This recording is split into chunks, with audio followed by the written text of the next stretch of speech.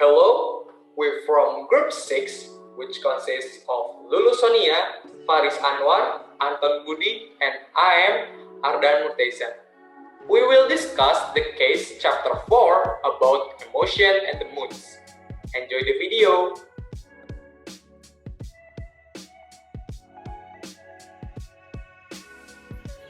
As this chapter has shown, emotions are an inevitable part of people's behavior at work. At the same time, it is not entirely clear that we have reached a point where people feel comfortable expressing all emotions at work.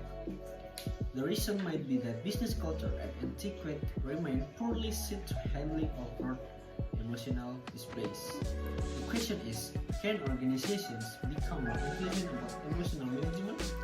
Is it ever appropriate to yell, laugh, or cry at work?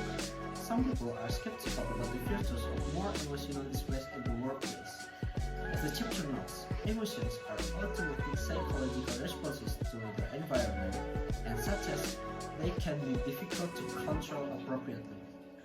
One 22-year-old customer service representative named Laura, who was the subject of a case study, noted that fear and anger were routinely used as method to control employees, and employees deeply resented this use of emotions to manipulate them.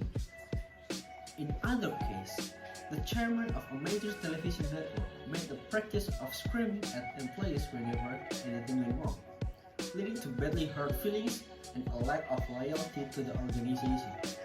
Like Laura, workers at this organization were hesitant to show their true reactions to these emotional outbursts for fear of being branded as weak and ineffective. It might seem like these individuals work in heavily emotional workplace, but in fact, only a narrow range of emotions was deemed acceptable. Anger appears to be more acceptable than sadness in any organizations. Anger can have serious maladaptive consequences. Others believe organizations that recognize and work with emotions effectively are more creative, satisfying, and productive.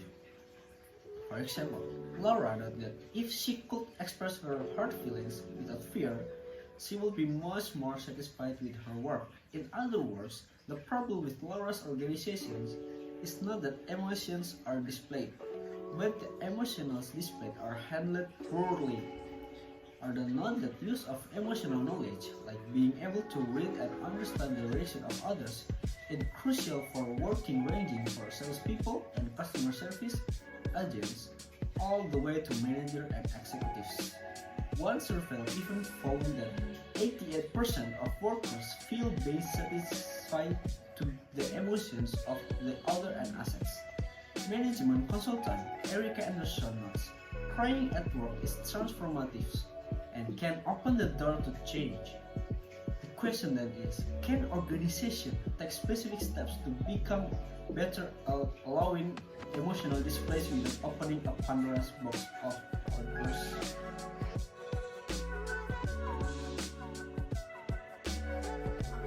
According to our two-factor testing make organization effective at managing emotion, or I think that organization that try to manage an employee's emotion through treating them or demanding it will result in the employee resenting their supervisor, which can create a negative effect in the workplace. You cannot demand a certain type of behavior from someone if you yourself do not project that some behavior towards them and others.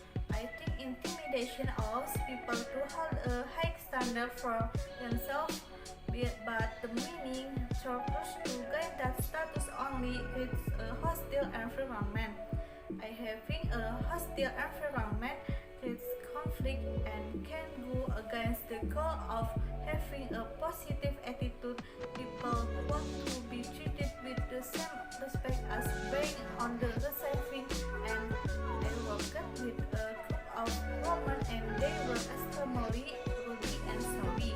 I hated going to work and seeing them every day. I resented them and having to spend my whole day with someone I did not really like. but it was the happiest day for me. One thing about cover up actual emotion at work causing more problems than solving them is it will depend on the type of the job you have and the type of people you work with. Also, the company you work for, it can almost be considered as a discriminating behavior because the company may or may not approve of it. Some companies do not want to deal with their employees' erratic behavior. When you are at work, you leave at the door.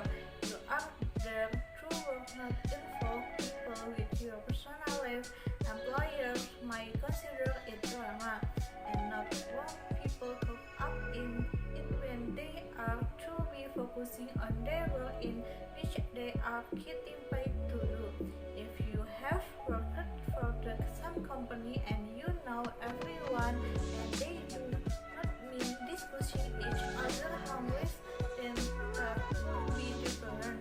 But you should not go into a job volunteering your heart dramatic for anxiety. It doesn't look professional. Describe the advantage and disadvantage emotion were used as a management style in your experience or explanation. I have never held a position where emotional management was part of the job description. I have worked in customer service where positive attitude were expected from their employees. We were not taught how to handle certain situations, just expected to have common sense to respond in a professional way. I have been through orientation for a new job where they have described what type of behavior they expect from their employees. They have a visual expectation of what is considered positive and negative. The disadvantage is that they can use the opportunity to demonstrate scenario and what type of response is expected of the employee. Last from research that acts of workers 37% and management 22% cause more negative emotion for employees than 2x of customers 7%. One thing about can Laura company is doing to change her emotional climate is our explanation are Laura can get together with other employees and they can express how they feel about the way they are being treated by management and how they want things to be addressed. They can describe how it is creating a negative work space and how if they were treated with respect then things would run smoothly. They can discuss a code of conduct and how they can achieve the expectation from management.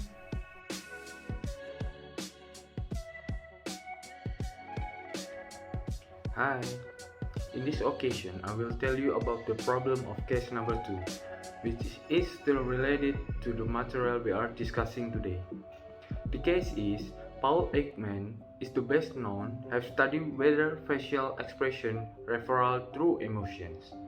These researchers have distinguished real smile, so-called Duchenne smiles, namely after French physical Guillain Duchenne, from fake smiles. Duchenne found genuine smile raised not only the corner of the mouth, easily faked, but also checked the A muscle, or much more difficult to fake. So one way to determine whether someone is genuinely happy or amused is to look at the muscle around the upper cheek and eyes if the person's eyes are smiling or twinkling.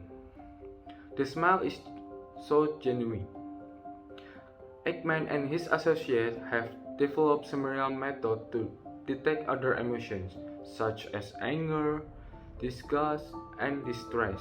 According to Ekman, the key to identifying real emotion is to focus on micro-expression, or those facial muscles we cannot easily manipulate.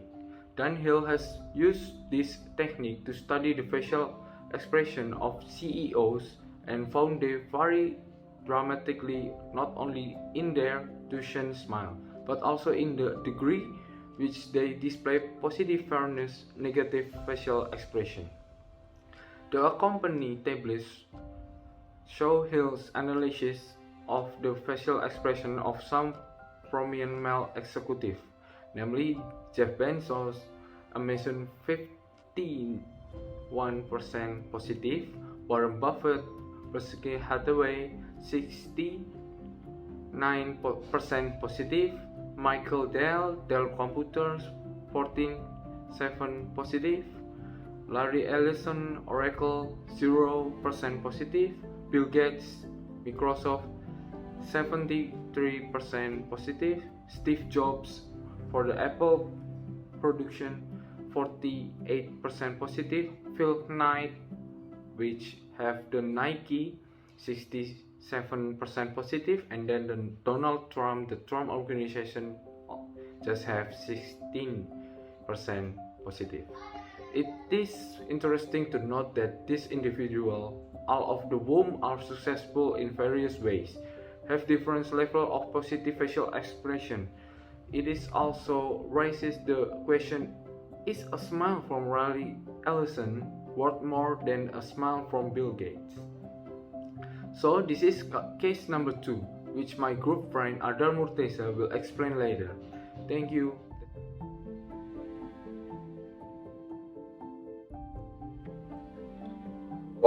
Most research suggests we are not very good at detecting fake emotion, and we think we are much better at it than we are. Do you believe training would improve your ability to detect emotion and display in others?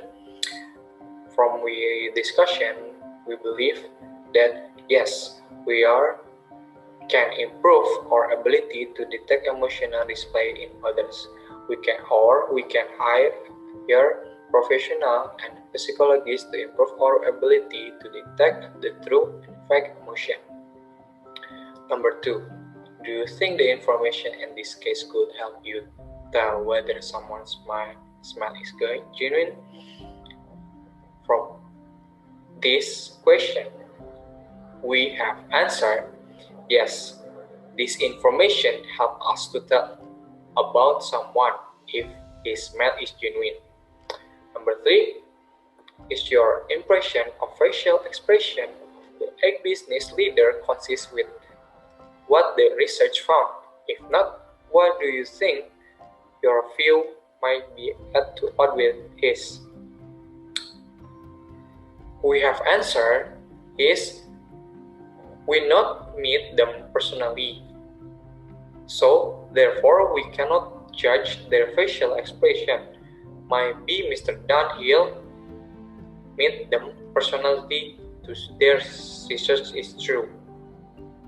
Number 4, one research study found people rating on the positive effect displayed in CEO face had very little correlation to their company profit.